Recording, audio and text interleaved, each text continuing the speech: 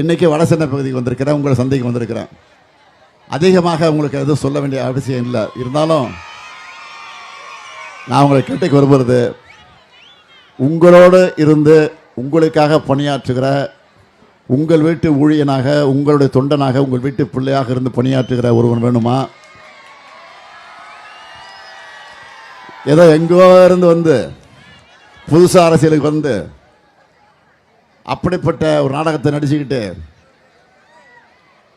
அவர் வேணுமாங்கிறத கொஞ்சம் சிந்திச்சு பாருங்க. அவ்வளோதான் அவங்களை கேட்குறது, ஒரே கேள்வி, வேற ஒன்றும் வேணாம்.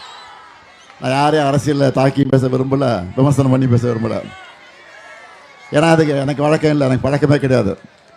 நான் யாரையும் எதிர்த்து மரியாதை இல்லாமல் தரக்குறைவாக பேசுகிற வழக்கம் எனக்கு கிடையாது.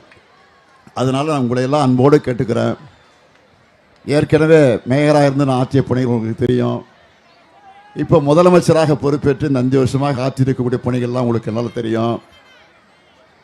தேர்தல் நேரத்தில் அறிவித்த திட்டங்கள் எல்லாம், சாதனைகள் எல்லாம் ஏறக்குறைய ஒரு 90% பணிகள் நம்ம முடிச்சிருக்கிறோம். இன்னொரு 10% பணி இருக்குது, நான் இல்லைன்னு மறுக்கலை. அதுக்கு என்ன காரணம்னா, ஒன்றிய அரசு நிதி கொடுக்க மறுக்குது, ஒன்றிய அரசு பர்மிஷன் கொடுக்க மறுக்குது. இப்போ மெட்ரோ திட்டத்தை பாருங்கள், பாதியிலே நிற்கிது, முக்கால்வாசி முடிஞ்சிடுச்சு, இன்னும் கொஞ்சம் இருக்குது, அதுக்கு நிதி கொடுக்க மாட்டேங்கிறாங்க.